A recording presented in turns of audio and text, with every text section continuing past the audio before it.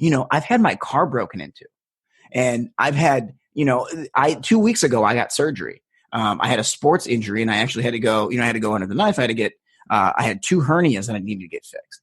And in that moment, it's like, I got to take care of this thing. I got to pay thousands of dollars to get this thing. And why is insurance doing and blah. And I was getting in my head. And then the truth is, like, I'm going in and I'm filling out the paperwork for the surgery. And there's like, have you had this? And have you had this? And have you had that? And I'm like, no. And you're just like, man, there's so many things that can go wrong with the human body. And this is the worst thing how lucky am I? Like, there's people that never, I'm 32 years old. There's people that never make it to 32 years old. Thank you from my heart, from the bottom of my heart. Thank you from my heart, from the bottom of my heart.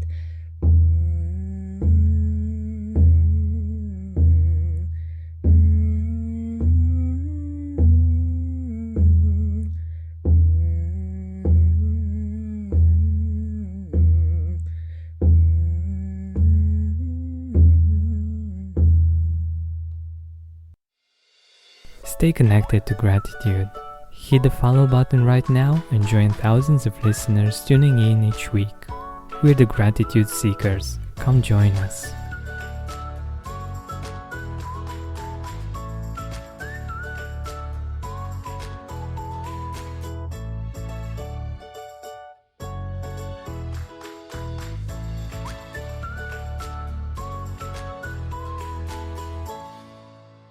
Welcome to this episode of the Gratitude Podcast. Today with me, I have a fellow that has Romanian roots, even though he is, I think by now he is like 99% American, but he does have Romanian roots, and it's quite amazing that we got to meet through this, actually by being on the same wavelength of gratitude. Phillip Andrew is an Emmy-nominated TV producer, a world-traveling DJ and MC, a media and life coach, an author, and a speaker. He says about himself, and it's the way that he looks at the world through being unapologetically positive and overflowing with gratitude. And I really love that. And I'm really curious for Andrew to actually let us know more about this part and how he got to this statement. Phillip? Yeah, thank you so much for having me on. I really appreciate it. And yeah, I love the 99% American, but that 1%, man, I'm excited about it. It's I feel very, my father's side is Romanian. And I've come to learn a little bit more, and I got a chance to visit, in 2017, and I got a chance to go and kind of do some of the retracing of the roots. And, so this is just so exciting to be able to be, in, not even just different time zones, but different parts of the world, and be able to kind of just communicate and talk.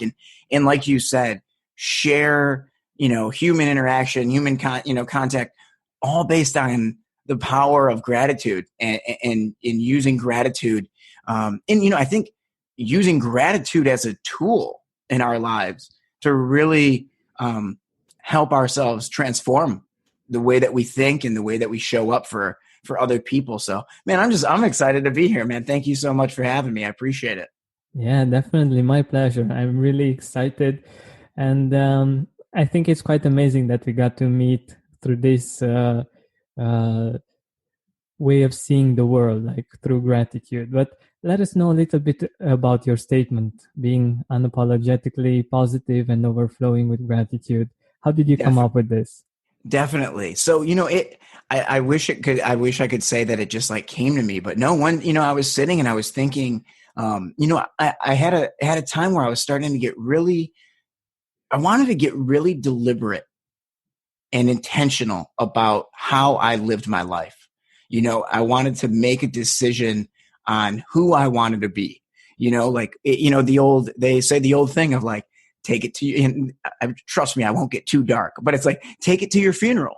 Like, think about to that moment at the end when it's all over and people are there and they're talking about you, and not in a way of being codependent towards what, needing to be everyone's approval, but, genuinely, how would I want people to describe me? Like, how, when people stop and they think about, the way that they felt about me, their impact, what is the real value that I would want to provide, or who do I want to be? And I thought, I was like, if at the end of my days and somebody goes, you know what, man, Philip Andrew was such a great TV producer, that would be such a failure in my eyes. Like, I feel like there's so much more. I want to be remembered for the way that, I impact people, the way that other people, the way I made people feel, the way that I meet, that how, when I want someone to say, anytime I was around Phil, I always knew I was really genuinely being heard. I always knew that he genuinely cared about what was going on in my life. And so I sat and I did that kind of the cemetery test, the funeral test. And I wanted to get really deliberate about what were the things that are most important to me, and how do I want to walk that out on a daily basis. And so as I did that, gratitude and service are kind of like the two pillars for my life, like wanting to be there, support others, serve other people, and be gratitude for all the moments of life. And, I have a friend that I picked this up from, and he said, be grateful, be grateful for the things that you want to complain about. And I think that, I loved there's part of me deep down that, like, I love to complain. I want to be a victim. I want to be entitled. I want everything to go exactly the way that I want it for my sake, but when I started to learn how to take every moment and be grateful for it, and here's the thing, I saw the benefits of it. Like, I genuinely saw, like, I could tell the difference in when I was doing gratitude lists and when I wasn't.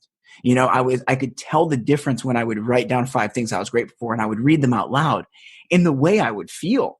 It wasn't, anyone that ever works, if you work in a job where you do sales, that, like, you got to make a lot of calls and you don't necessarily know right away if it's working. And, if you go to the gym and you're working out and like, you might not be seeing the results right away. With gratitude, it was like, boom, I see the results today. Like, when I make the decision to, like, be grateful for moments and then I really think about them, I'm happy in that moment. It's immediate. And so I knew that gratitude was something that I needed to make an absolute pillar. And so when I came up with that, that unapologetically positive and, in overwhelmingly or in immensely having, that much gratitude, it made so much sense, because it was like, you know what? I know for me to be the best that I can be for myself and for others, that needs to be so important. And that was why I was like, it's unapologetic.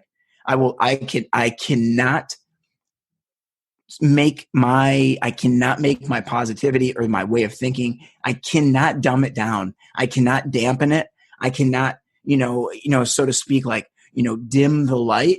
Like, I need to, because I need that for me to be the best, for others. I need to be unapologetic about that. And I need to just give gratitude all of the time and feel it, because I know that is the best way that I have learned to do this thing called life. And so that's kind of where it came. And I knew how important it was. And that's why it's the absolute, those are like the first words that come out of my mouth every single day, because I do that every morning. So that's amazing.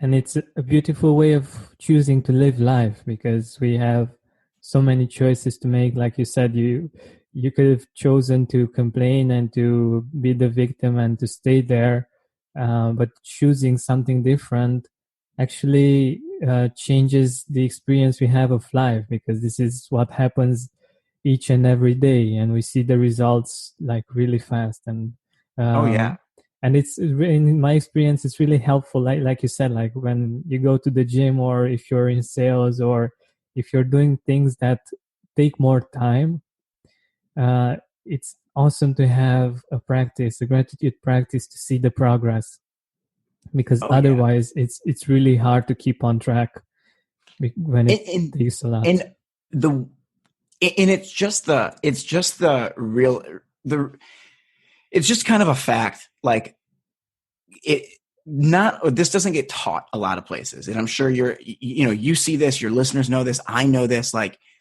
people in general like to complain, right? Like, what is on the news? It's the negativity, it's what sells, it's those are the things that get the most amount of attention. So if we are, on your social media feed, if you're watching the news, if you're pulling up the newest articles, and there's a lot of negativity out there, and it's easy to get wrapped up in it, and it's easy to start to be surrounded with so much negativity and so much lack of gratitude. It's easy to get caught up in it. And so, like what you said, it's so important that you create a daily practice. And like, that's how it started for me. Like, it really, like, I didn't know anything about gratitude. I really didn't. It was some word that I would hear, and it came up on Thanksgiving, and it came up on certain days of the year when people would be, I'm grateful for my family. Okay, cool. But like, I never really understood it. And so I remember being, starting to, and I have a very different long backstory, and we could get into it if we need to. But, the short version is I had a lot of issues when I was younger. I had a lot of issues with, anxiety and not fitting in and these different things. And that led to me, abusing, substances, alcohol and things. And it led me down a path that was not a good path for me. And I eventually, got arrested a couple of times and got into a lot of trouble, when I was younger, and then got into, sobriety and got clean, got sober, did all of that. But that was really some of my first times getting introduced. And you can hear it. There's fireworks going off if you hear the banging on my side. Wow. That's not the gunshots of LA. Those are just fireworks. But so then it was one of these things where it was my first introduction into this idea of gratitude, and of gratitude being like a pillar for your life. And so when I first started, like, I don't know, like, I didn't really know what it meant. And I had, a friend of mine that was like, hey, we're going to do a gratitude list, and you're going to do it every day. And it's just five items that you can be grateful for. And you're going to write those down, not just think about, you're going to write them down, and then you're going to say them out loud to yourself twice. And I go, okay, I can do that. Whatever. Like, I'll do the work. And at first, I remember trying to be like, you do the big, like, I'm grateful for my family. Okay. And I'm grateful for, for the ability to be alive, or, you think of all these things. And I remember, like, I would judge it. Like, I would judge, what am I being grateful for? And then luckily the best advice they gave me, they were like, don't judge what you're grateful for. Like, it could be big, it could be small. Like, sometimes the things I'm grateful for are extremely superficial. There's times where I'm like, I'm grateful I have hair. I'm grateful that, I'm grateful I didn't have to wake up this morning and go chase down a lion for me to eat today. Like, there's, sometimes it's silly, it's goofy, but at the core of it, on a long enough timeline, I started to practice it every day. That 5 items was so easy. And then what I learned was that, I didn't need to always have these really big, big ideas that I was so grateful for, and I'm this amazing man of gratitude. Like, it could be, sometimes finding gratitude in the smallest of things can be the most powerful. And like I said, I had that friend that, talked about, wanting to be grateful for the things he would complain about. And so I started to really try to own that. So if I would, the times that, my stomach hurts, like, my stomach is upset, I ate something bad, I ate a bad burrito, and I'm like, oh, my stomach, like, this sucks, this is awful. And then I'm like, you know what, dude, like, be grateful you have a stomach to be in pain. Like, sorry to get graphic, but it's like, be grateful that you have a nice restroom to go to. Like, be grateful that there are, there are, things you can take that can help with an upset stomach, and it really was this practice that it started out. And, for anyone that's listening, if you don't have a daily practice of gratitude, it can feel awkward at times. Like, if you're over the age of 7, it means you haven't been doing it. So like you get into a normal rut and you might not know, your brain might not automatically go there. That's fine. You're at the starting stages. But I can tell you, you eventually get to a place where like now, I've had my car broken into, and I've had, 2 weeks ago, I got surgery. I had a sports injury and I actually had to go, I had to go under the knife. I had 2 hernias that I needed to get fixed. And in that moment, it's like, I got to take care of this thing. I got to pay thousands of dollars to get this thing. And why is insurance doing and blah. And I was getting in my head. And then the truth is like, I'm going in and I'm filling out the paperwork for the surgery. And there's like, have you had this? And have you had this? And have you had that? And I'm like, no. And you're just like, man, there's so many things that can go wrong with the human body. And this is the worst thing how lucky am I? Like there's people that never, I'm 32 years old. There's people that never make it to 32 years old, and like I'm at 30, like that's amazing. Like I could be gone. There's so many, and it's like when you start to think that way, man, it's so freeing. It really is. I'm going to be quiet because I talk so much. I'm going to let you jump in here. Sorry about that, man. No problem. I love your passion. I'm just excited. Yeah, I love your passion. And I think you nailed down some very good points. And by the way, with the age, like I don't know exactly, but a few hundred years ago, you were like really old if you were able to go past your age, like yeah. Most people were dead at your age. So totally. That's even that idea, right? Like, I talk with, I'll coach people that are, that are later on in life, the book that I wrote, that'll be coming out. It's kind of about ageism, and it's about this idea that, so often people get, later on in life, like everything we've ever been taught is this, like, oh, with wisdom, age comes wisdom and it blah, blah, blah. But we're now in a time where a lot of people have bosses that are younger than them. It can be difficult to, when you've been taught the ageism of our societies, then all of a sudden, if you've got a boss that's 10 years younger than you, it can be a little weird. Or sometimes people get later on into their career and maybe you hit 40, 45, 50, 55, and maybe your career hasn't turned out the exact way, or you feel like, you look at a lot of companies, you look at your company and you're like, man, like the company's getting younger and like a lot of the jobs are going younger and like people can feel out of place. But the truth is we all are in the same 24 hours, like flat out. Like none of this thing called life is a guarantee. It's all a gift. Every day that we wake up is an absolute gift. And it's like someone that is 45 can either look at it like, oh man, my best days are behind me. I'm not youthful anymore. These young, they're giving all these jobs to the young guys. Well, or you can understand that, you might be looking down on if you're 45 and you're looking at a 30-year-old kid and you're like, man, what it would be like to be 30 again. He's so lucky. He's got his whole life ahead of him. Like, you have no idea if that 30-year-old is going to make it to 45. You don't. Like, things happen. And the fact that you're at 45, you've had this life, like you still have it. If you are breathing, you have an opportunity to do amazing things in this life. And you have such a, a lot of it comes down to that choice, making the passion, finding the things that are going to work that help you get in the right mindset of, just you look at a 30-year-old, you think he has your whole life ahead of him. So does an 85-year-old. An 85-year-old has because we all only have today. We all only have 24 hours, if that. Might not even get to that. You don't know. And so it's like you take every opportunity.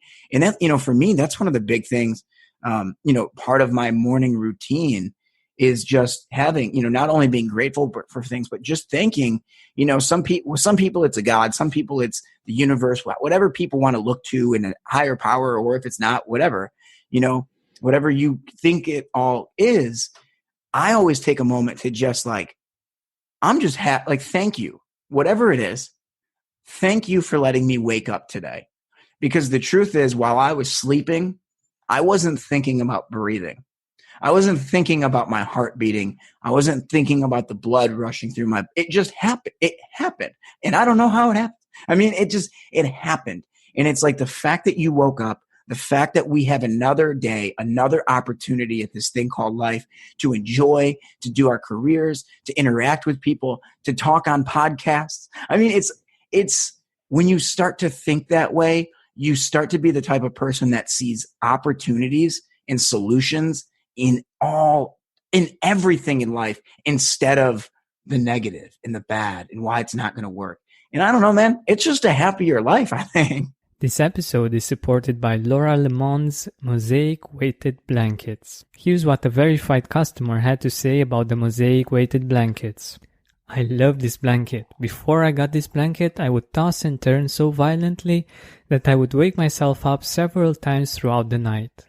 I've had my blanket for about 2 weeks now, and I don't wake up at all anymore due to tossing and turning. I was concerned that the blanket would be too hot to sleep with, but it's actually been the opposite. The blanket is made with pockets of beads and stuffing, like you'd find in a Beanie Baby. So the beads move around and shift with gravity, so there actually can be plenty of airflow. But all in all, I love my new blanket. Thank you for a much better and more restful sleep. Sarah M. Visit the link in the description for more information. Exactly. It's really, really a choice that we have. So we all have problems, and even the most successful and the people that seem to have the most perfect lives, they still have problems.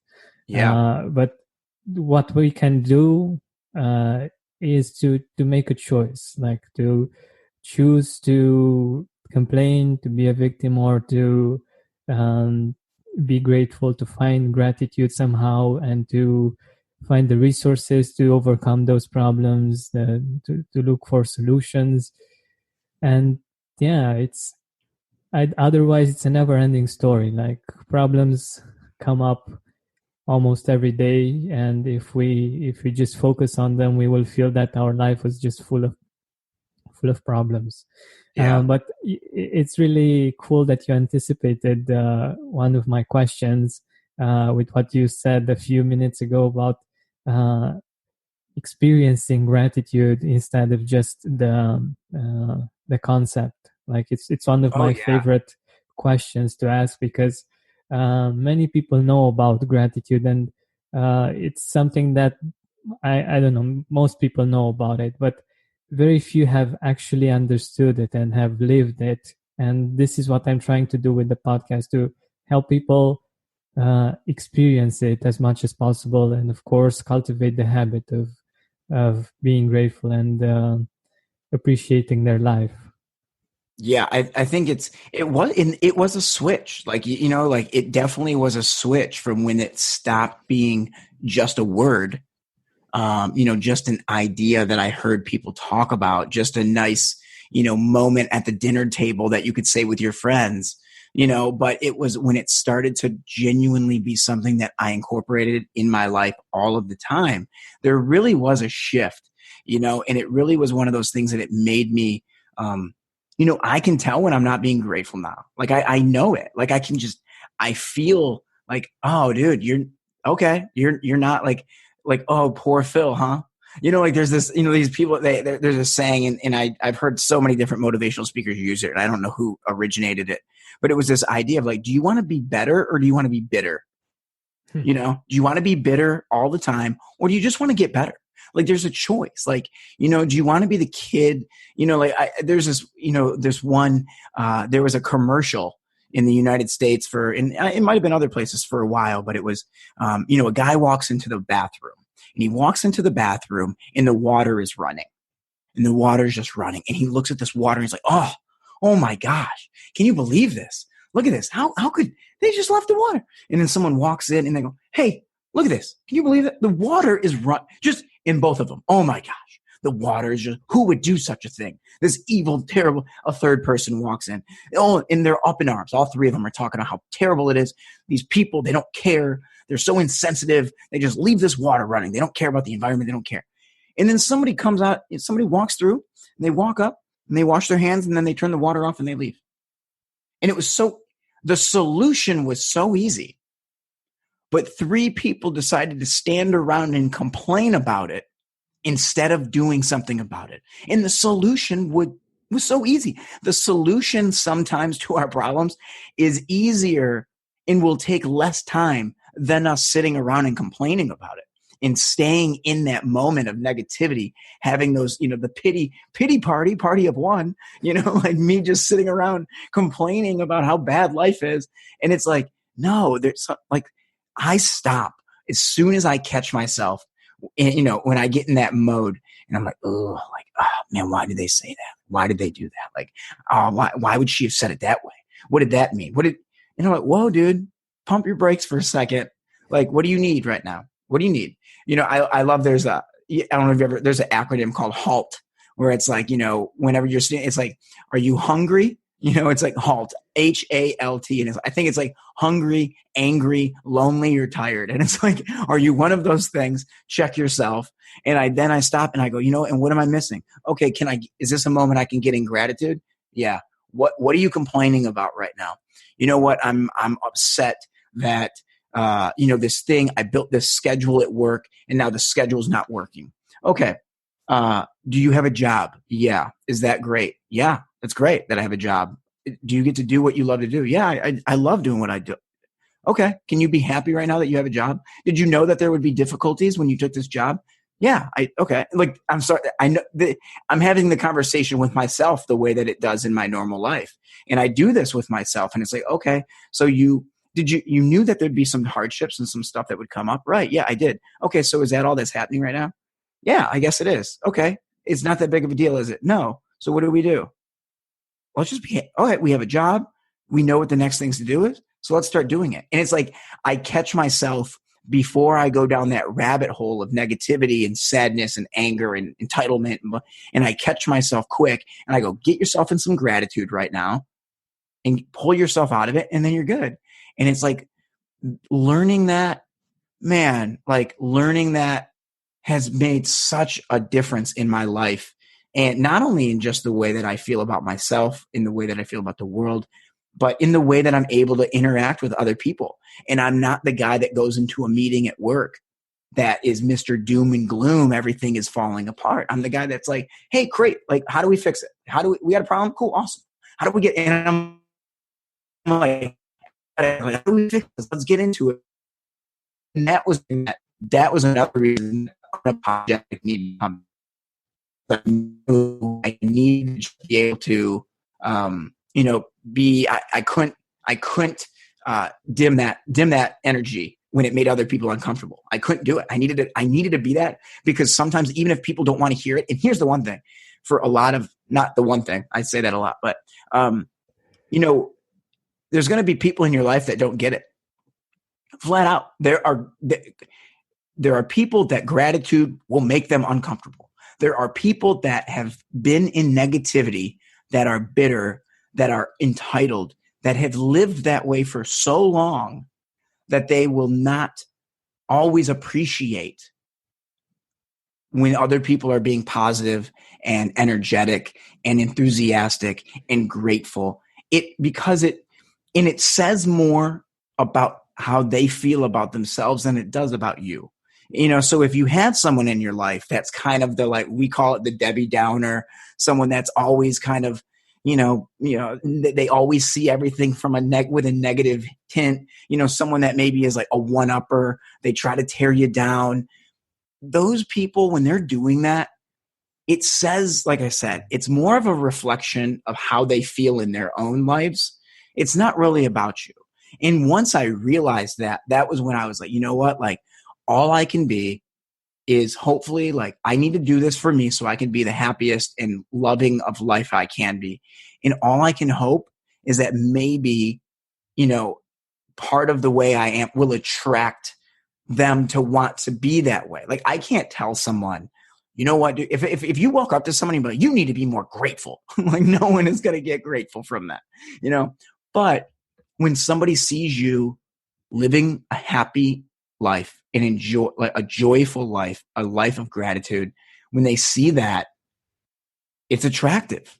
It's an attractive quality, and people resonate with it and they want to be closer to it. When they see someone that's in the mid, it's like we see it with people that are in the middle of, like, medical issues, people that are in the middle of treatments that are positive, or someone that has been extreme, like it has faced extreme injustice, and they're positive. And it's crazy because in our head, we're like, why are you not angry? Why don't you hate everything? And we see, because it's such a counter way than what we're used to seeing. There's so much power in gratitude and in what it is when it starts making sense and showing up in your life. Man, I love it. I'm sorry. I know I just get going and I just get riled up, man. No, this is amazing, and it's one of the points that you talked about that I feel it's really interesting, and I've been through that experience as well, like being grateful and being positive and having other people not understanding that or feeling uncomfortable with that, and it's cool that you got to this point, because I had that problem, and like you said, I think that's the only solution, basically, to continue to be in that mood, to continue to be grateful and to be an example, and hopefully in time to be able to influence in a positive way. Yeah. Oh yeah.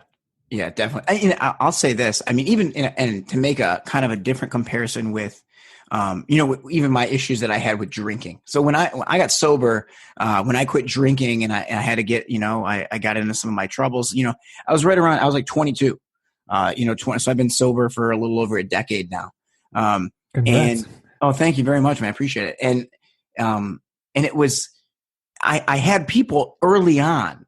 We're 22, we're 23, like everyone's drinking. Hey man, everyone's drinking, like what's wrong? Blah, blah, blah.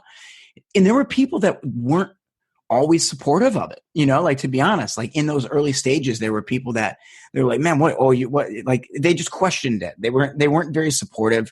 And the craziest thing is, not at year 1, not at year 2, yet not 3, but years down the line when I was 28, 29, 30, even now 30, I've had some of those people from my past reach out and have now asked me for advice, for help on getting sober, wanting to know how I did it, what my story was. And it's like sometimes the people that you're meeting the most, that are meeting you with the most resistance, are people that they want it. They just don't know how. And it can be frustrating for them to see somebody else have it when they want it for themselves. And so that's why it's like, I've learned to never internalize any of those things. And like when people, there's a saying, hurt people.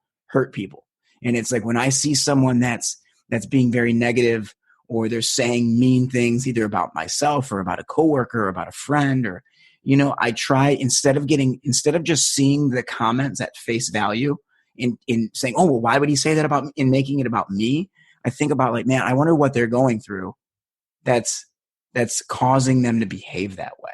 Like if they're willing to, happy people are too busy being happy to be negative, And so it's like, I'll have those moments where, that was the crazy thing, was having some of those guys that were very resistant and questioned it, and were very, weary of the way that I was behaving, to then years later come back and admit, like, I had a friend one time, he admitted to me, he's like, you know what, man, like, because we had kind of lost touch. And he said, I got to be honest. He's like, I stopped talking to you because I hated that you were sober, because I wish I could do it, but I was struggling too much. He's like, and he's like, and just talking with you was a reminder that I wasn't sober. And it was like, and I felt awful in the moment, because I never want to alienate somebody and make them, like, I always want people to feel like they can talk with me, and I'm not going to judge them, and we're open. But it was one of those things where I had to realize, like, I have zero control. I have zero control over anyone in the world that their name is not Phillip Andrew. Only one person in this world I have any control over him, and that's me. And it's like, I can't always I don't know how every little thing is going to be interpreted. I don't know how everything I say is going to be received.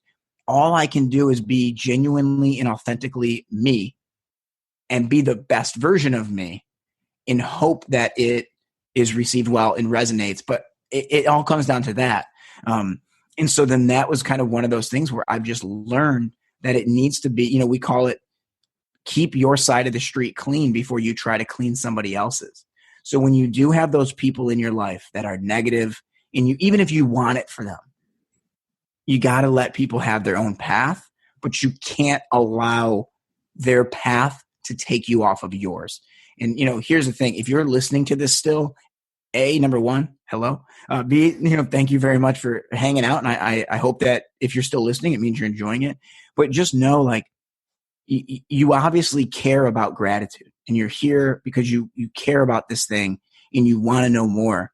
And all I'll say is, like, when you're hitting those moments of resistance, when it feels difficult and you don't want to be grateful, like, push through, because on the other side of it, there's so much joy. There's so much great energy and passion and just love. And there's so many amazing things that come from it. It's such an amazing way to be. And I mean, I'm just grateful that I have learned to understand the power of gratitude. That's amazing. And I think you actually anticipated one of my questions, and that was, if you could go back in time, like 15 years ago or something like this, what would you tell your younger self? And I think that would be the answer, right? Oh, yeah. I mean, well, there's a lot of things I would tell that little kid. He was kind of crazy and wilding out. But no, I think it was really important, for me, because I had a lot of, I just had a lot of struggles, like, growing up. Like, the crazy thing is, like, they were all internal. On the outside, I was still doing well in school. I was showing up well in sports. I had friends. Everything on the outside seemed to be okay. Deep down, I was dealing with, the normal feelings of being a kid. Am I smart enough, funny enough, attractive enough, cool enough, all those things. When I was in high school, my mother passed away. So I was dealing with a lot of grief from that of, my mother passing. I started drinking at kind of a young age and started using it as a coping mechanism to handle some of the fears, insecurities, the guilt, and all of those things. And so I think for me, when I look back at the kid, I didn't feel like I was enough. I didn't feel, and there was a gap between this image of who I was and what you thought I was and how I really felt deep down. And that gap got wider. So even if somebody said, "Hey, Phil, man, you're doing a great job. You're awesome," I didn't really internalize it, because to me, I was like, no, you like the version that I'm showing you. If you really knew deep down the thoughts in my head, the way that I feel, if you really knew that guy, you wouldn't think that, And so I think that it was, if I could go back and talk to, like, the 18-year-old version of me, it would really be like, I would teach the power of gratitude and what that means. And, don't look at the fact that you lost your mom as this, why me? Why did I lose my mom? Why did this happen to me? But look at it as, like, you got 15 great years with her. You had a loving mom, and then you had a loving stepmother who walked in. And you were able to have two amazing moms. You were able to use these experiences to grow stronger with your father. You grew a better relationship with your sister. Like, there were so many amazing things that came out of the resilience that I had to develop. But I couldn't see that at the time. And so I would teach the gratitude, but also just, you're enough. Like, you're fine. Like, you are loved, and it's more of like, you're worthy of love. We're all worthy of love. And it's like, it doesn't matter. Even if you've had, maybe you had a family member that was not that supportive. Maybe you had a brother or a sister that, wasn't the brother or sister you wanted them to be. Maybe you've had a friend that's betrayal. Maybe you've been divorced. Maybe there's all these different things that we go through in life that can kind of beat us down a little bit. But those things all start to affect us. and I think that's Los Angeles again. Those are real sirens. That's how it gets down out here. But I think it would be that, just like, you're loved, you're absolutely loved. And this life it's amazing. Like, it is a gift. Like, it 100%, like, I didn't do anything to be born. I just showed up one day. Like, I just showed up. Like, there was no test there. I didn't do anything. I was just given this thing called life. I was given these lungs. I was given this heart. I was given this brain. I was given these eyes. They were just given. And it's like, every moment that we have, that we're breathing and we're able to be here, like, it's such a gift, and it's amazing. And like, we're enough. Like, that's enough in it. And you don't have to feel any other way. You can be ambitious. Ambition is fine. You're an ambitious guy. I'm an ambitious guy. Your listeners, you're probably ambitious. You have dreams, you have hopes, you have things you want to accomplish, and that's fine, right? Like, that's progress. Like, that's what we're chasing, progress in life. But it's also that idea that you're enough where you're at. Like, you are enough in this moment, and you have the power to be to show up very powerfully for other people too, not just for yourself, for your own happiness, but to be able to be a rock and be supportive and just be a light for others. Sorry that the sirens are going off. I mean, I don't know why I apologize. I can't control them, but that's just Los Angeles living. That's living in the city. So, no problem, man. I love what you just said, and it's so profound, so deep, so powerful. I can tell that you have like an emotional richness, and I really appreciate that, and I really appreciate your openness to share all these things, because it's these stories and these ideas that actually change people's lives, because they can relate. They know that it's true, and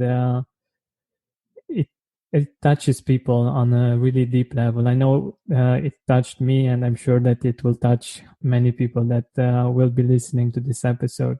And I really, this is what I wanted to say. Also, I really enjoy our conversation, but we should head to the end of it.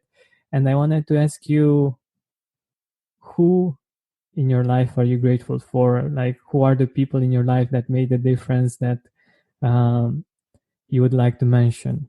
Oh man, I do a whole podcast just on that. But I mean, obviously, the usual suspects pop up, right? Like, my mom, my stepmother, my father, my sister, my close immediate family, the people that have always showed up really powerfully for me. My close friends, I've developed a very strong unit of guys and, of friends here in Los Angeles that I can rely on.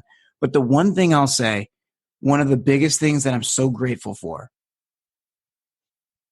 is the love and kindness of strangers. And what I mean by that is, for me, I'm a product of Alcoholics Anonymous, right? Like, I got into AA. That was a big part of what helped me when I was early in sobriety, trying to get sober, and I think for me, I had lived my life, like I had mentioned earlier, about having that image that I was portraying and then having who I felt deep down. And I felt like I was always being an actor. I was always portraying this image, and I needed you to like that image. I was trying to do that. And I thought I was trying to earn love. I needed to earn it. Like, I thought I had to prove myself. And when I got to AA and I met people that were absolute complete strangers who loved for me and cared for me and supported me, that I think that was so game changing, because everyone, for the most part, most of our families are there for us. Like, we take that for granted, and we should appreciate it, but we take that as a given. But it was like, when I experienced the love and the kindness and the servant mindset of strangers, that I think that was one thing that really had a massive, massive impact on me, was understanding that here's a person who does not know me, has no connection with my life. They're not going to see me next Tuesday in class. They're not going to see me at work. Like our interaction could be two ships passing the night. But here's a person that is showing me love and care. And it was like, when I saw that, like I stopped seeing people as, I stopped wanting to use people. I stopped seeing people as these enemies. I stopped seeing, oh, you're a different political view, or you're a different race, or a different gender, or you're a different whatever. You're a different country, so you're not as important as me because I'm American and you're Romanian. You know, like I stopped seeing that, and I started to see like, whoa, we're all strangers that can absolutely show up powerfully for each other and love each other.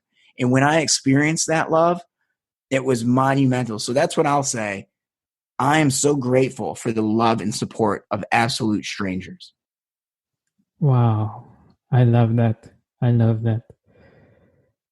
Whew, yeah, it's quite amazing. And thinking about the fact that, like you said, total strangers giving you love and being caring, and it's something that's unexpected. Like you wouldn't have thought that that's actually possible, and that broke so many barriers, like you said, like gender or country or race or anything of this nature. And wow, that's really an amazing experience. And I think I can relate to, I can feel your gratitude for that, because it's quite powerful. Yeah, lovely. So we're nearing the end of our time together, and I wanted to ask you, where can our audience find you? Where can they get in touch with you? Definitely. And yeah, if you guys are still listening, thank you so much for hanging out with us. Like, this has been a lot of fun. Obviously you guys can tell I like to talk. So I love being able to hang out, and thank you for having me on. You guys can find me on social media platforms. It's at Phillip Andrew LA, on Twitter, on Instagram. Also you can send, if you guys want to connect, you want to send me an email, you can, I always love to hear, what people are thinking, what your thoughts were. If there's things you agreed with, if there's things that you didn't agree with, I always love to learn from other people. I don't have all the answers. I definitely don't. There's a lot, I love the, true wisdom is knowing you know nothing. So I always love to learn from people. So if you have any comments, I'd love to hear from you. My email is philipandrewla@gmail.com. Always please, reach out. If you're in Southern California, hit me up, let me know.